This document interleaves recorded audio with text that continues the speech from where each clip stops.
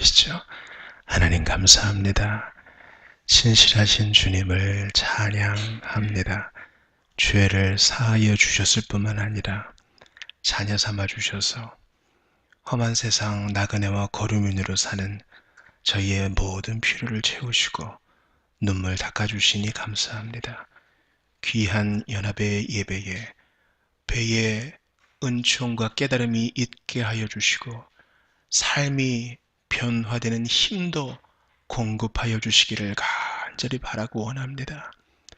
어린 영혼들 불말과 불병거로 보호하셔서 험한 세상 속에 예수 믿는 순전한 믿음이 보존되게 하옵소서.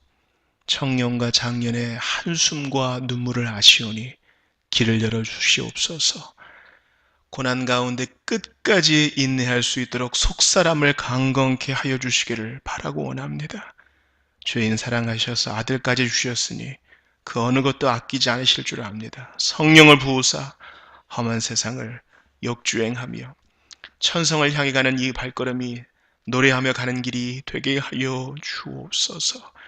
이 시간 부족한 것이 말씀을 증거할 때 아멘으로 받게 하시고 성령님 좋은 선생님이 되신 성령 하나님께서 각 사람의 상황에 맞게 적용하여 주옵소서. 빛을 비추어 주옵소서. 예수님 존귀하신 이름으로 기도합니다. 아멘. 감사합니다. 우리는 자비교회에서는 지난 시간에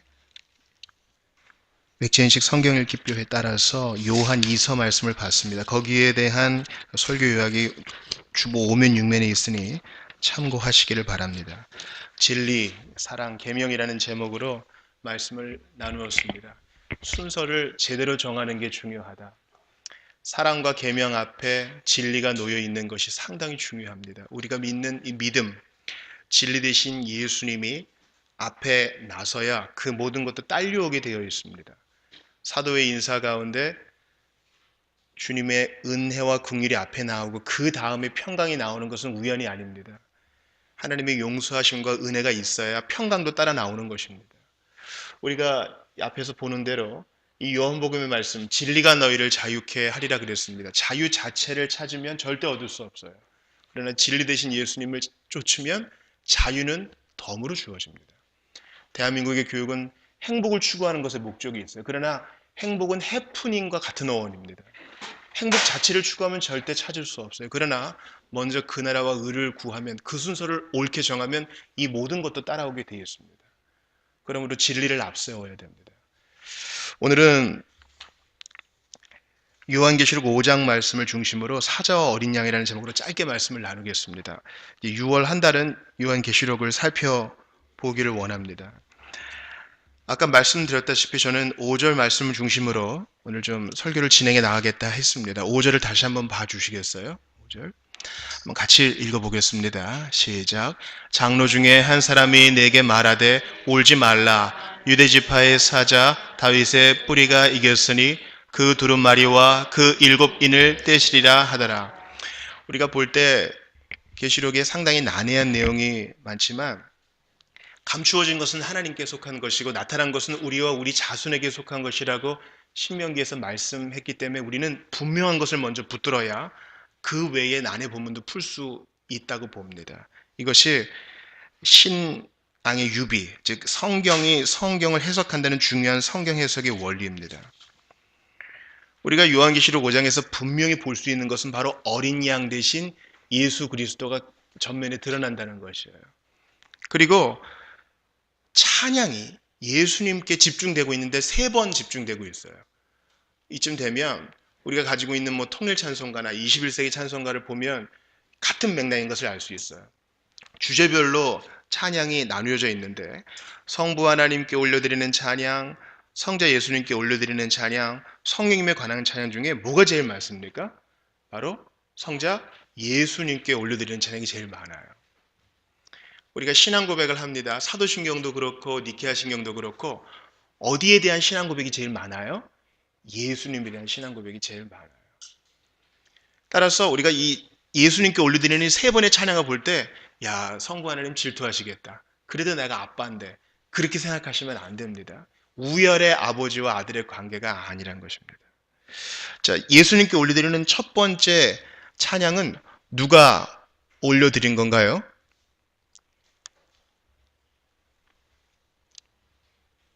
자, 8절에 보니까 네 생물과 24 장로들이 올려드리고 있습니다. 그리고 두 번째 찬양은 11절에 보니까 천사의 음성이 더해집니다. 네 생물과 24 장로는 또 나중에 설명하겠지만 24만 간단히 설명을 드리면 구약의 12지파, 신약의 12사도를 합한 모든 믿는 성도의 무리를 합한 상징적인 숫자라고 얘기하면 가장 합당하겠습니다. 그런데 모든 성도들이 찬양할 뿐만 아니라 예수님께 11절을 보니까 천사들도 예수님께 찬양을 올려드려요. 그리고 세 번의 찬양이 마지막으로 나오는데 13절 보니까 누가 또 찬양해요? 모든 피조물이.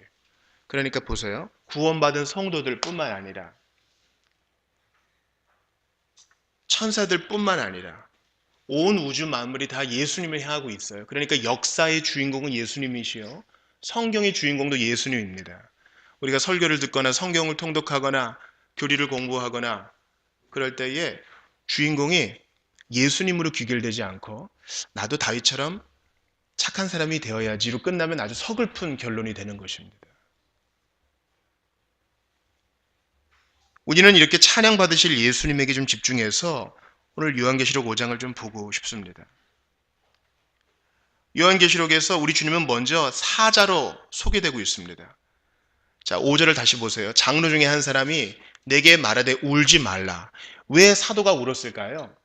이 두루마리가 있는데 이 두루마리가 7개로 이렇게 봉인이 되어 있어요. 그러니까 밀랍을 이렇게 실로 먼저 묶을 거 아니겠어요? 두루마리를 뭐 양피지건 뭐가 됐건 이렇게 말아서 실로 이렇게 말아요. 그 다음에 밀랍을 녹여가지고 7군데 이렇게 봉인을 합니다. 그리고 이제 당시에는 도장이 다 이제 반지였기 때문에 반지에 있는 도장을 다 꾹 눌러가지고 보관을 합니다.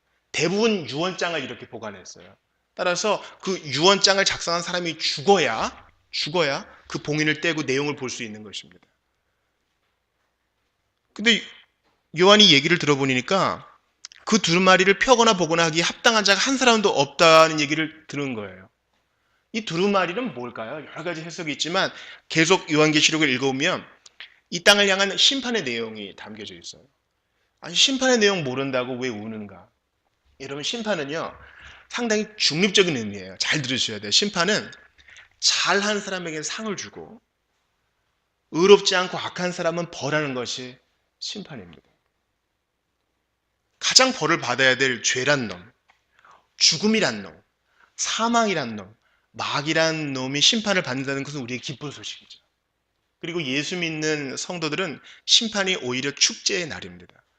근데 그 귀한 내용이 두루마리에 있는데 그거를 열 사람이 아무도 없다니까 사도 요한이 이 외로운 섬에서 유배당하면서 가슴이 답답한 거예요. 나는 이러다가 끝인가? 내 동료들은 다 영광스럽게 죽었는데 왜 나만 살아남았는가? 과연 우리의 믿음은 어떻게 될 것인가? 2000년 전에 요한의 상황과 우리의 상황이 똑같은 거예요.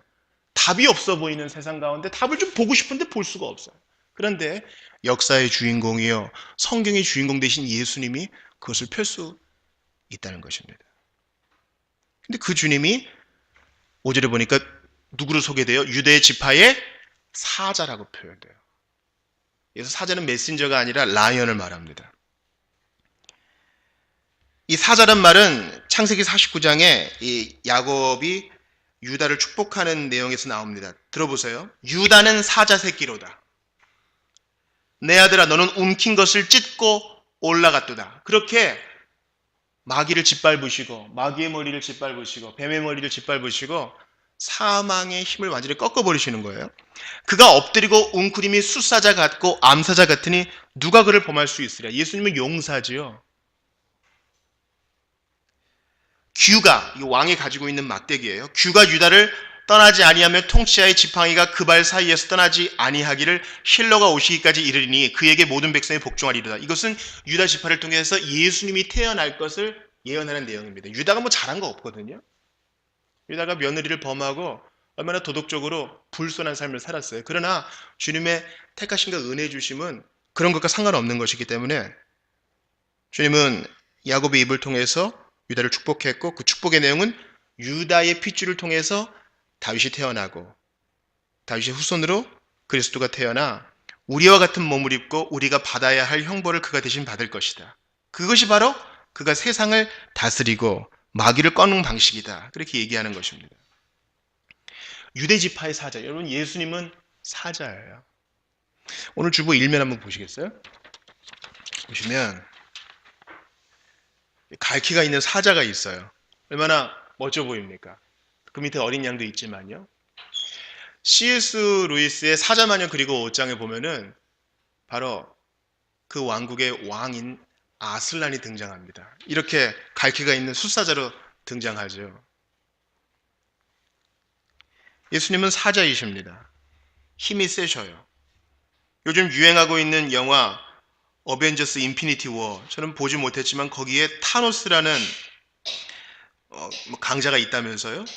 근데 타노스가 그 보석을 다 모아서 손가락을 하나만 튀기면 우주의 절반이 날아간다면서요. 예수님은 그 우주를 만드신 분이니까 손가락도 필요 없이 그냥 말씀만 하시면 되죠. 예수님은 힘이 세신 분이셔요. 능력 그 자체이십니다. 우리 예수님은 재벌이세요. 힘만 셀 뿐 아니라 지혜로우시고 모든 것을 소유하십니다. 근데 이제 제가 좀 주목하고 싶은 것은요. 이렇게 힘센 유다의 사자 되신 예수님이 또 한편에 뭐로 소개되고 있는 것 같습니까? 바로 6절을 보니까 또 내가 보니 보좌와 내 생물과 장로들 사이에, 이 사이란 말은 중보자란 뜻이에요. 하나님과 이 죄인 사이에 누가 있어요? 한 어린 양이 있다. 이 사자와 어린 양의 이미지가 같이 있는 거예요. 이게 이해가 안 되는 거죠. 사자는 양을 잡아먹는 동물이잖아요. 예수님은 사자이시되 어린 양으로 이 땅에 오셨습니다. 제가 예전에 한번 이런 예를 드렸죠. 한 경찰서에 몸이 아주 좋은 사람이 잡혀왔습니다. 그 사람은 이제 자기를 때린 사람들과 함께 경찰서에 연행되었는데요. 시비 사건이 벌어졌는데 이 사람은 그냥 맞고만 있었답니다. 신원을 조회해보니까 전직 권투 선수예요. 아니 당신 왜 맞고만 있었습니까? 그 사람 뭐라 그랬다 그래요? 제가 때리면 죽을까 봐요. 여러분 옛날에 여성분들은 잘 안 보시겠지만 이렇게 이른바 막싸움의 달인들, 동네 양아치 형님들과 배운 프로 선수들과 이렇게 싸움을 붙이는 프로가 있었어요. 근데 여러분 동네에서는 또 어떤 지역에서는 심지어 한 도에서는 또 대한민국에서는 날고 긴다 하는 선수들도요. 룰이 적용되고 규칙이 적용되고 심판이 있는 앞에서는요. 절대 프로 선수를 이기지 못합니다. 예수님은요. 그런 프로 선수에 비할 수 없을 만큼 타노스에 비길 수 없을 만큼 큰 힘을 갖고 계셔요. 그래서 잘 들어보셔요. 죄인이 그분께 받을 수 있는 합당한 기대는 바로 심판과 죽음이에요. 왜냐하면 모든 죄의 삭은 사망이기 때문입니다. 그분은 모든 죄인을 멸절하시고 삼위 하나님 가운데 그 기쁨 가운데 있으면 그만이에요. 우리에게 뭐 빚진 게 없다고요. 그런데 친히 죄인을 사랑하시어 구원하시려고 그 수준까지 떨어진 것입니다. 요즘 이제 날이 좀 더워지니까 모기가 곧 기승을 부릴 겁니다. 내가 애완곤충으로 기르는 모기가 있어. 그 곤충인 모기와 얘기하고 싶으면 어떻게 해야 되겠어요? 내가 모기가 돼야죠. 근데 누가 잡을 수 있어. 아유, 모기가 되려고 했는데 터졌네. 네? 미션 실패예요. 이것은 저는 대단히 중요한 의미가 있다고 봅니다. 이것은 바로 기독교 신앙의 중심적인 역설입니다. 잘 들으세요. 예수님은 힘으로가 아니라 죽음으로써, 폭력이 아니라 순교로서 이기셨습니다. 미가엘, 좀 와줘야겠다. 이러면 단박에 올 수 있지 않겠어요? 미가엘 지금 애들 다 출동시켜놓고 말씀만 하시면 지금 출동할 준비가 돼 있는데. 여러분 요한계시록 6장 이후부터 얼마나 무시무시한 심판이 있어요? 피로 물들이는. 얘네들이 다 예수님 명령 듣는 애들이에요. 근데 예수님이 이 땅에서 맞으시고 침뱉음을 당하시고 살이 찢기실 때에도 어린 양처럼 꼼짝하지 않으셨다는 사실입니다. 힘을 쓰면 쓸 수 있는데 하지 않은 것입니다. 그러므로 단지 어린 양이 아니라 밑줄 쳐놓으세요. 이 양이 죽임을 당한 어린 양이요, 희생을 당한 어린 양이라는 사실이 매우 중요합니다. 6절을 보세요. 내가 또 보니 보좌와 내생물과 장로들 사이에 한 어린 양이 서 있는데 일찍이 죽임을 당한 것 같더라. 죽었으나 다시 살아났기 때문이죠. 일찍이 죽임을 당한 것 같더라. 9절 끝을 보세요.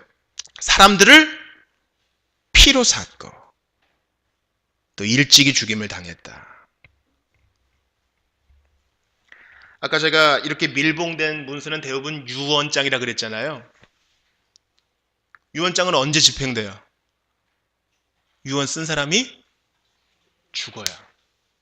예수님은 그 두루마리를 펴기에 합당하신 분이세요. 왜냐하면 실제로 죽으셨으니까.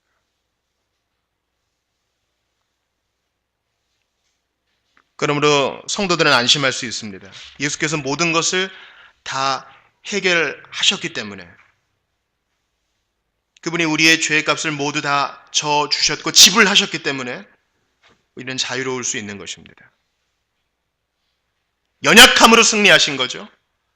져주는 것으로 이기신 거죠. 세상을 이긴 이김은 이것이니 바로 이러한 믿음입니다. 바로 약함 가운데 거하는 경건, 약함 가운데 거하는 영성. 부모는요, 어린아이가 자기를 기분 나쁘게 한다고 있는 힘껏 때리지 않습니다. 그래요. 사랑하니까, 불쌍히 여기니까. 저는 그러면서 이사야의 예언이 생각났습니다. 우리 어린이들도 그 노래 많이 알 거예요. 사막에 샘이 넘쳐 흐르리라. 사막에 꽃이 피어 향내 내리라. 주님이 다스리는 그 나라가 되면은 사막이 꽃동산 되리. 그 다음 해볼게요. 시작. 사자들이 어린 양과 뛰놀고. 어떻게 그럴 수 있어요? 어떻게 그럴 수 있어요? 어린 양 대신 예수 그리스도 안에서 모든 피 흘림이 사라지고 죄란 놈이 완전히 죽임을 당하고 사망이 완전히 꺾이고 마귀가 불못에 떨어져 더 이상 해치거나 물어뜯거나 상처를 주는 일이 없기 때문입니다. 그렇기 때문에 우리가 받은 구원은 복된 것이요, 우리가 가는 그 나라는 아름다운 나라인 것입니다. 유다의 사자 어린 양, 예수님 계시기에 그 나라에서 사자와 어린 양이 함께 놀며 뒹굴 수 있습니다. 우리는 교회에서 그 맛을 봐요. 교회에서 천국의 맛을 보잖아요. 힘센 사람도, 세상에서 소위 잘 나가는 사람도 성도의 한 사람으로 자기를 낮출 수 있습니다. 세상에서 인정받지 못하는 사람도 주님이 높여주시기 때문에 동등하게 형제와 자매로 취급받으며 교제할 수 있는 것입니다. 교회는 서로 으르렁대는 것이 아니라 자기 힘을 억제하고 겸손의 옷을 입고 평화를 누리는 곳입니다. 여러분, 제가 아까 말씀드린 영화 C.S. 루이스의 사자마녀 그리고 옷장의 그 영화를 보면 그 배반 때문에, 협정을 어긴 것 때문에 아슬란이 순순히 죽음의 자리에 갑니다. 갈기가 아주 멋지고요, 힘이 셀 것 같은 아슬란이 어린 양처럼 죽임을 당해요. 그게 예수님의 모습입니다. 힘이 없어 맞는 게 아니라 우리를 구원하기 위해 대신 맞아 주신 것입니다. 그러므로 우리가 받은 구원은 공짜가 아니에요. 값을 치르기엔 너무 고귀한 것이라고 말할 수 있겠죠. 저는 이것이 우리에게 적용되는 바가 크다고 생각합니다. 우리가 가야 할 곳은 어린 양의 자리입니다. 예수님은 유다의 사자지만 어린 양이 되시어 악을 정복하시고 구원의 길을 여셨기 때문에 우리도 그 뒤를 따라가야 합니다. 한때 코스타에서 인기 있는 메시지가 있었어요. 소위 고지론이었습니다. 우리가 다 유학생들이니까, 코스타는 해외 유학생 집회거든요. 우리가 다 영향력 있는 사람이 돼가지고 고지에 깃발 딱 꽂자. 너도 나도 유명한 사람 되고 힘 있는 사람 되고 실력 있는 사람 되고 그렇게 하자. 그 좀 감동적인 얘기일 수 있는데 보편적인 성도들에게 적용하기는 좀 힘들어요. 왜냐하면 우리는 다 보통 사람이거든요. 고린도전서에서 말한 소위 잘 나가는 사람 별로 없거든요. 아둘람굴에 모인 사람들처럼 다 상처 많고 우울하고 삶이 힘겨운 사람들이거든요. 그런 사람들에게 고지론 얘기하면요, 지금 살기에도 버거운데 무슨 고지야. 한때 코스타에서는 또 미답지론이 인기였습니다. 지금 하는 거 다 내려놓고 몽골로 가세요. 동아프리카로 가세요. 인도로 가세요. 미답지론이 또 인기였습니다. 그런데 여러분, 우리의 삶이 얼마나 바빠요. 예배 끝나면 집에 가야 되고요. 집에 가서 또 돌봐야 되고요. 희한한 게 있어요. 집안일은요, 해도 해도 끝이 안 나요. 티는 조금 나고, 행정도 마찬가지입니다. 해도 해도 끝이 안 나요. 우리 주님은 그 자리에 우리를 세워놓으셨어요. 주님이 딱히 가라 할 때까지 가면 안 돼요.